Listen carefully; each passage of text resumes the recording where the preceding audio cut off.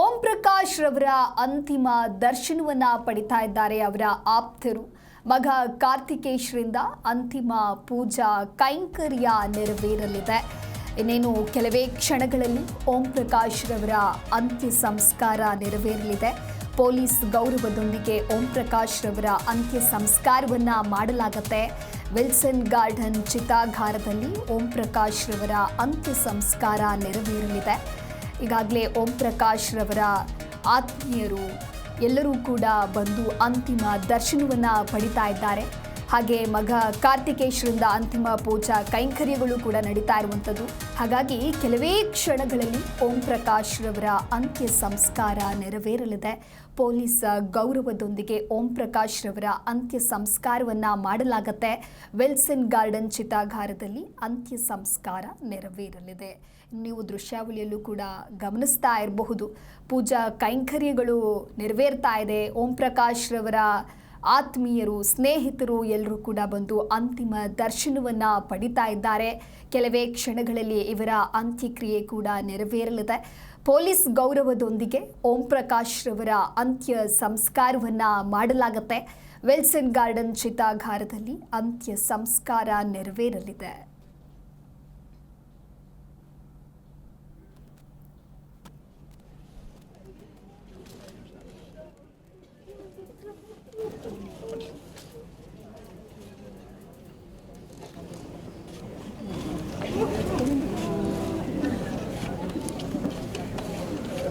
Commissioner byte ಕೊಡ್ತಾರೆ.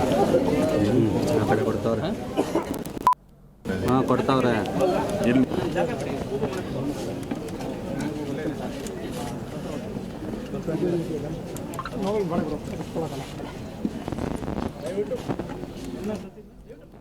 ನಿವೃತ್ತ police ಮಹಾನಿರ್ದೇಶಕ ಓಂ ಪ್ರಕಾಶ್ ರವರ ಮೃತದೇಹ ನಿನ್ನೆ ರಕ್ತದ ಮಡುವಿನಲ್ಲಿ ಪತ್ತೆಯಾಗಿತ್ತು. ಇವರ ನಿವಾಸದಲ್ಲಿಯೇ ಮೃತದೇಹ ಪತ್ತೆಯಾಗಿತ್ತು. ಕೊಲೆಯಾಗಿದೆ ಅಂತಕ್ಕಂತಹ ವರದಿ ಕೂಡ ಆಗಿತ್ತು. ನಂತರದಲ್ಲಿ ಇದೀಗ ಪತ್ನಿ ಹಾಗೂ ಮಗಳ ವಿಚಾರಣೆಯೂ ಕೂಡ ಒಂದು ಕಡೆ ನಡೀತಾ ಇದೆ. ವಿಚಾರಣೆಯ ನಂತರದಲ್ಲಿ ನಿಖರ ಹಾಗೂ ಸ್ಪಷ್ಟ ಮಾಹಿತಿ ಹೊರಬೀಳಲಿದೆ. ಇನ್ನೊಂದು ಕಡೆ ಗಮನಿಸ್ತಾ ಹೋಗೋದಾದರೆ ಓಂ ಪ್ರಕಾಶ್ ರವರ ಅಂತಿಮ ದರ್ಶನವನ್ನು ಪಡಿತಾ ಇದ್ದಾರೆ ಅವರ ಆತ್ಮೀಯರೆಲ್ಲರೂ ಕೂಡ. ಮಗ ಕಾರ್ತಿಕೇಶ್ರಿಂದ ಅಂತಿಮ ಪೂಜಾ ಕೈಂಕರ್ಯ ನೆರವೇರಿಸಲಾಗತ್ತೆ. ಹಾಗಾಗಿ ಕೆಲವೇ ಕ್ಷಣಗಳಲ್ಲಿ ಓಂ ಪ್ರಕಾಶ್ ರವರ ಅಂತ್ಯ ಸಂಸ್ಕಾರ ನೆರವೇರಲಿದೆ. ಹಾಗಾಗಿ ಅಂತ್ಯ ಸಂಸ್ಕಾರಕ್ಕೆ ಬೇಕಾದಂತಹ ಸಕಲ ಸಿದ್ಧತೆಗಳನ್ನು ಕೂಡ ಈಗಾಗಲೇ ಕುಟುಂಬಸ್ಥರು ಮಾಡ್ತಾ ಇರುವಂಥದ್ದು. ಪೊಲೀಸ್ ಗೌರವದೊಂದಿಗೆ ಓಂ ಪ್ರಕಾಶ್ ರವರಿಗೆ ಅಂತ್ಯ ಸಂಸ್ಕಾರವನ್ನು ಮಾಡಲಾಗತ್ತೆ. ವಿಲ್ಸನ್ ಗಾರ್ಡನ್ ಚಿತಾಗಾರದಲ್ಲಿ ಅಂತ್ಯ ಸಂಸ್ಕಾರ ನೆರವೇರಲಿದೆ. ಇನ್ನು ನೀವು ದೃಶ್ಯಾವಳಿಯಲ್ಲೂ ಕೂಡ ಗಮನಿಸ್ತಾ ಇರಬಹುದು, ಒಂದು ಕಡೆ ಓಂ ಪ್ರಕಾಶ್ ರವರ ಆತ್ಮೀಯರು ಎಲ್ಲರೂ ಕೂಡ ಬಂದು ಅವರ ಅಂತಿಮ ದರ್ಶನವನ್ನು ಪಡಿತಾ ಇದ್ದಾರೆ. ಮಗ ಕಾರ್ತಿಕೇಶ್ರಿಂದ ಅಂತಿಮ ಪೂಜಾ ಕೈಂಕರ್ಯಗಳನ್ನು ಕೂಡ ಮಾಡಲಾಗ್ತಾ ಇದ್ದು ಕೆಲವೇ ಕ್ಷಣಗಳಲ್ಲಿ ಇವರ ಅಂತ್ಯ ಸಂಸ್ಕಾರ ನೆರವೇರಲಿದೆ.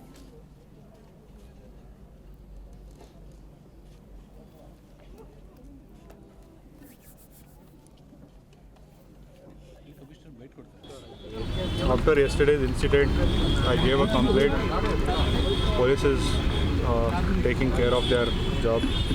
I have full faith in our police department, and I don't want to commit anything else as of now because investigation will reveal everything. Let's wait for that. Police ಅವರು ಕೆಲಸ ಮಾಡ್ತಾ ಇದ್ದಾರೆ. ಅವ್ರ ಮೇಲೆ ನನಗೆ ಪೂರ್ಣವಾಗಿ ನಂಬಿಕೆ ಇದೆ. ಅವ್ರು ಏನು ಹೇಳ್ತಾರೆ ಅದ್ರ ಮೇಲೆ ಅವರು ಫೈಂಡಿಂಗ್ಸ್ ಏನಿದೆ ಅದ್ರ ಮೇಲೆ ಗೊತ್ತಾಗುತ್ತೆ ಯಾರು ಏನು ಹಿಂಗೆ ಅಂತ. ನಾನು ಅದ್ರ ಬಗ್ಗೆ ಏನು ಮಾತಾಡೋಕ್ಕೆ ಇಷ್ಟಪಡಲ್ಲ. Thank you. ಮಾಡಬೇಡಿ.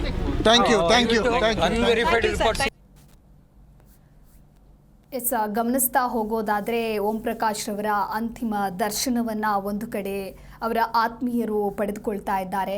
ಇನ್ನು ಮಗ ಕಾರ್ತಿಕೇಶ್ರಿಂದ ಕೂಡ ಅಂತಿಮ ಪೂಜಾ ಕೈಂಕರ್ಯ ನೆರವೇರುತ್ತೆ. ಓಂ ಪ್ರಕಾಶ್ ಅವರು ಕರ್ನಾಟಕ ಗೃಹರಕ್ಷಾ ದಳ ಅಗ್ನಿಶಾಮಕ ದಳಗಳಲ್ಲಿ ಮಹಾ ನಿರ್ದೇಶಕರಾಗಿದ್ದರು. 2015ರಿಂದ 2017ರವರೆಗೂ ಕೂಡ ರಾಜ್ಯ ಪೊಲೀಸ್ ಮಹಾ ನಿರ್ದೇಶಕರಾಗಿಯೂ ಕೂಡ ತಮ್ಮ ಸೇವೆಯನ್ನು ಸಲ್ಲಿಸಿದರು. ಆದರೆ ನಿನ್ನೆ ಇವರು ಸಾವನ್ನಪ್ಪಿದ್ದಾರೆ.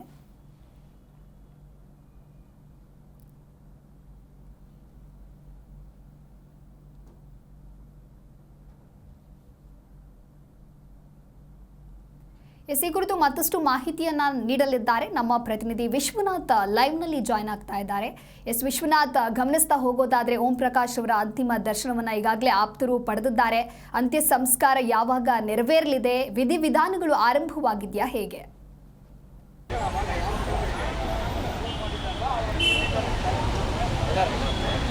ದಿವ್ಯಾ, ಈಗಾಗಲೇ ವಿಲ್ಸನ್ ಗಾರ್ಡನ್ನ ಚಿತಾಗಾರದಲ್ಲಿ ಎಲ್ಲ ಅಂತಿಮ ವಿಧಿವಿಧಾನಗಳು ಕೂಡ ಮುಗಿದು ಪೊಲೀಸ್ ಗೌರವದೊಂದಿಗೆ ಸಕಲ ಪೊಲೀಸ್ ಗೌರವದೊಂದಿಗೆ ಓಂ ಪ್ರಕಾಶ್ ಅವರ ಅಂತ್ಯಕ್ರಿಯೆ ಕೂಡ ಮುಗಿದಿರುವಂಥದ್ದು.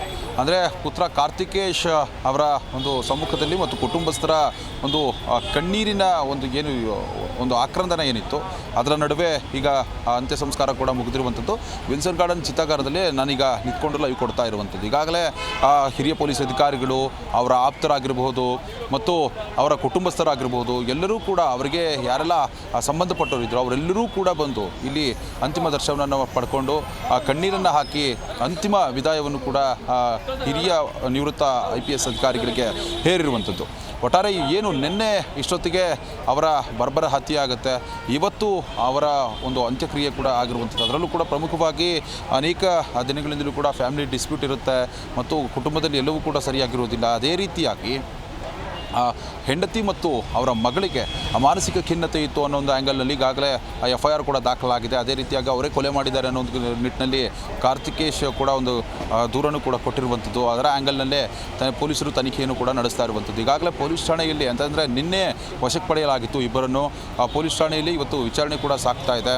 ಇವತ್ತು ಇನ್ನೂ ಕೆಲ ಹೊತ್ತಿನಲ್ಲೇ ಅವರನ್ನು ಕೂಡ ಕೋರ್ಟ್ಗೆ ಪ್ರೊಡ್ಯೂಸ್ ಮಾಡಿ ಕಸ್ಟಡಿಗೆ ಪಡೆದುಕೊಂಡು ಹೆಚ್ಚಿನ ತನಿಖೆ ನಡೆಸೋದಕ್ಕೆ ಮತ್ತು ಹೆಚ್ಚಿನ ವಿಚಾರಣೆ ನಡೆಸೋದಕ್ಕೆ ಆರೋಪಿಗಳನ್ನು ಮತ್ತೆ ಕಸ್ಟಡಿಗೆ ಪೊಲೀಸರು ಕೇಳಲು ಕೂಡ ಇದ್ದಾರೆ. ಒಟ್ಟಾರೆಯಾಗಿ ಏನು ನಿನ್ನೆಯಿಂದ ಆಗಿರುವಂತಹ ಡೆವಲಪ್ಮೆಂಟ್ಗಳೇನಿದೆ ಅದು ಪೊಲೀಸ್ ಇಲಾಖೆಯನ್ನೇ ಬೆಚ್ಚಿ ಬೀಳಿಸುವಂತಹ ಪ್ರಕರಣ. ಯಾಕಂತಂದರೆ ಅನೇಕರಿಗೆ ನ್ಯಾಯ ಕೊಡಿಸುವಂತಹ ಕೆಲಸವನ್ನು ಪೊಲೀಸರು ಮಾಡ್ತಾರೆ. ಇಂತಹ ಫ್ಯಾಮಿಲಿ ಡಿಸ್ಪ್ಯೂಟ್ ಇದ್ದಂತಹ ಸಂದರ್ಭದಲ್ಲಿ ಪೊಲೀಸ್ ಠಾಣೆಗಳಿಗೆ ಹೋಗಿ ರಾಜ್ಯ ಪಂಚಾಯಿತಿ ಮಾಡುವಂಥದ್ದು ಮತ್ತು ಹಿರಿಯ ಪೊಲೀಸ್ ಅಧಿಕಾರಿಯಾಗಿದ್ದುಕೊಂಡು ಅನೇಕ ಪ್ರಕರಣಗಳನ್ನು ಕೂಡ ಓಂ ಪ್ರಕಾಶ್ ಅವರು ಭೇದಿಸಿದಂಥದ್ದು ಮತ್ತು DGIGP ಆಗಿ 2015ರಲ್ಲಿ ಕೆಲಸವನ್ನು ಕೂಡ ಮಾಡಿದ್ದಂಥವ್ರು. ಅಂಥವರು ಮಗಳು ಮತ್ತು ಹೆಂಡತಿಯಿಂದಲೇ ಈ ರೀತಿಯಾಗಿ ಬರ್ಬರವಾಗಿ ಹತ್ಯೆ ಆಗ್ತಾರೆ ಅಂತ ಯಾರೂ ಕೂಡ ಊಹೆ ಕೂಡ ಮಾಡಿಕೊಂಡಿರಲ್ಲ. ಅಷ್ಟರ ಮಟ್ಟಿಗೆ ಭೀಕರವಾಗಿ ಭೀಭತ್ಸವಾಗಿ ಅವರನ್ನು ಹತ್ಯೆ ಮಾಡಲಾಗಿರುವಂಥದ್ದು. ಒಂದು 8-10 ಬಾರಿ ಚಾಕುವಿನಿಂದ ಇರಿದು ಹತ್ಯೆಯನ್ನು ಮಾಡಿರುವಂಥದ್ದು. ಅವರು ರಕ್ತದ ಮಡುವಿನಲ್ಲಿ ಬಿದ್ದರು. ಅವರ ಡೆಡ್ ಬಾಡಿಯನ್ನು ನೋಡೋದಕ್ಕೂ ಕೂಡ ಭಯ ಆಗುತ್ತೆ. ಅಷ್ಟರ ಮಟ್ಟಿಗೆ ಅವರನ್ನು ಭೀಕರವಾಗಿ ಹತ್ಯೆ ಮಾಡಲಾಗಿದೆ. ಈಗ ಸದ್ಯಕ್ಕೆ ಅವರ ಒಂದು ಅಂತ್ಯ ಸಂಸ್ಕಾರ ಕೂಡ ನಡೆದಿದೆ ವಿಲ್ಸನ್ ಗಾರ್ಡನ್ನ ಒಂದು ಚಿತಾಗಾರದಲ್ಲಿ. ಇನ್ನು ಪ್ರಕರಣವನ್ನು ಕೂಡ ಪೊಲೀಸರು ದಾಖಲು ಮಾಡಿಕೊಂಡಿದ್ದಾರೆ. ಅವರು ಈಗ ಪಂಚಭೂತಗಳಲ್ಲಿ ಕೂಡ ಲೀನವಾಗಿರುವಂಥದ್ದು. ಒಟ್ಟಾರೆ ಈ ಒಂದು ಪ್ರಕರಣ ಮುಂದಿನ ದಿನಮಾನಗಳಲ್ಲಿ ಬೇರೆ ಬೇರೆ ತಿರುವನ್ನು ಕೂಡ ಪಡ್ಕೊಳ್ತಾ ಇರುವಂಥದ್ದು. ಮತ್ತು ಅವರ ಪತ್ನಿ ಪಲ್ಲವಿ ಮತ್ತು ಕೃತಿ ಏನಿದ್ದಾರೆ ಅವರು ಸರಿಯಾಗಿ ಪೊಲೀಸರ ತನಿಖೆಗೂ ಕೂಡ ರೆಸ್ಪಾನ್ಸ್ ಮಾಡ್ತಾ ಇಲ್ಲ. ಇದು ಪೊಲೀಸರಿಗೆ ದೊಡ್ಡ ತಲೆನೋವಾಗಿರುವಂಥದ್ದು. ಇನ್ನು ಅವರು ಮಾನಸಿಕ ಖಿನ್ನತೆಗೆ ಒಳಗಾಗಿದ್ರು ಅಂತ ಏನು ಹೇಳ್ತಾ ಇದ್ದಾರಲ್ಲ ಆ ಆ್ಯಂಗಲ್ನಲ್ಲೇ ನೋಡೋದಾದರೆ ಪೊಲೀಸರು ಕೇಳುವಂತಹ ಪ್ರಶ್ನೆಗಳಿಗೆ ಯಾವುದೇ ರೀತಿಯಲ್ಲೂ ಕೂಡ ಸರಿಯಾದಂಥ ಉತ್ತರಗಳು ಕೂಡ ಬರ್ತಾ ಇಲ್ಲ.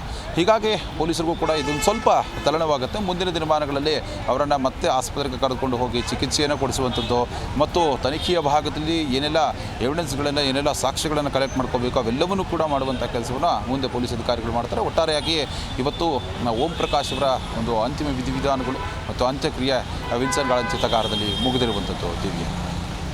ಓಕೆ ವಿಶ್ವನಾಥ್, ಇನ್ನು ಇವರ ಸಂಬಂಧಿಕರು ಏನಾದರೂ ಹೇಳ್ತಾ ಇದ್ದಾರಾ ಈ ಪ್ರಕರಣದ ಕುರಿತಂತೆ? ಏನಾದರೂ ಡೀಟೇಲ್ಸ್ ಇದೆಯಾ?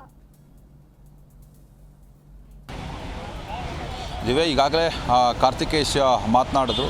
ತನಿಖೆ ನಡೀತಾ ಇದೆ. ತನಿಖೆಯ ಸಂದರ್ಭದಲ್ಲಿ ನಾನು ಹೆಚ್ಚಿಗೆ ಏನೂ ಹೇಳೋದಿಲ್ಲ. ತನಿಖೆ ಆದ ಮೇಲೆ ಕೆಲವೊಂದು ಸತ್ಯಾಂಶಗಳು ಬರಬೇಕಾಗಿದೆ. ನಾವು ತುಂಬ ನೋವಿನಲ್ಲಿದ್ದೇವೆ. ಹೀಗಾಗಿ ನಾನು ಹೆಚ್ಚಿಗೆ ಏನು ಪ್ರತಿಕ್ರಿಯೆ ಕೊಡಲ್ಲ ಅಂತ ಪುತ್ರ ಕಾರ್ತಿಕೇಶ್ ಅವರು ಪ್ರತಿಕ್ರಿಯೆಯನ್ನು ಕೊಟ್ಟಿರುವಂಥದ್ದು. ಅದನ್ನು ಬಿಟ್ಟರೆ ಅವರ ಸಂಬಂಧಿಕರು ಕುಟುಂಬಸ್ಥರು ಯಾರೂ ಕೂಡ ಮಾಧ್ಯಮಗಳಿಗೆ ಪ್ರತಿಕ್ರಿಯೆ ಕೊಟ್ಟಿಲ್ಲ. ಯಾಕಂತಂದರೆ ಅವರ ನೋವಿನಲ್ಲೇ ಅವರು ಇರ್ತಾರೆ. ಈ ಸಂದರ್ಭದಲ್ಲಿ ನಾವು ಅವರನ್ನು ಹೆಚ್ಚಾಗಿ ಮಾತನಾಡಿಸುವಂಥದ್ದು ಮತ್ತು ಹೆಚ್ಚಾಗಿ ಅವರನ್ನು ಪ್ರಶ್ನೆ ಮಾಡುವಂಥದ್ದು ಮಾಡಿದ್ರೆ ಅದು ಬೇರೆ ತರಹವಾಗಿ ಕಾಣಿಸುತ್ತೆ. ಹೀಗಾಗಿ ಆ ಮಾಧ್ಯಮಗಳಿಗೆ ಯಾರೂ ಕೂಡ ಪ್ರತಿಕ್ರಿಯೆ ಕೊಟ್ಟಿಲ್ಲ. ಕಾರ್ತಿಕೇಶ್ ಅವರು ಒಂದು ಕೆಲ ಸೆಕೆಂಡ್ಗಳು ಮಾಧ್ಯಮಗಳೊಂದಿಗೆ ಮಾತನಾಡಿ ಹೊರಡಿರುವಂಥದ್ದು.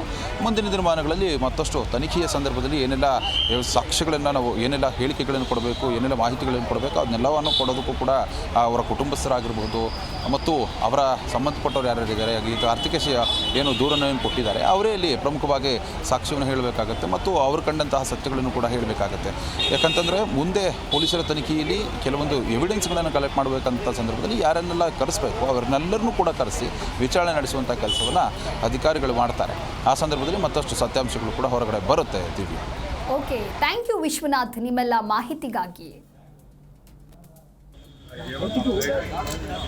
Police is taking care of their job. I have full faith in our police department. And I don't want to commit anything else as of now because investigation is ಪೊಲೀಸರು ಅವರು ಕೆಲಸ ಮಾಡ್ತಾ ಇದ್ದಾರೆ. ಅವ್ರ ಮೇಲೆ ನನಗೆ ಪೂರ್ಣವಾಗಿ ನಂಬಿಕೆ ಇದೆ. ಅವ್ರು ಏನು ಹೇಳ್ತಾರೆ ಅದ್ರ ಮೇಲೆ ಅವರು ಫೈಂಡಿಂಗ್ಸ್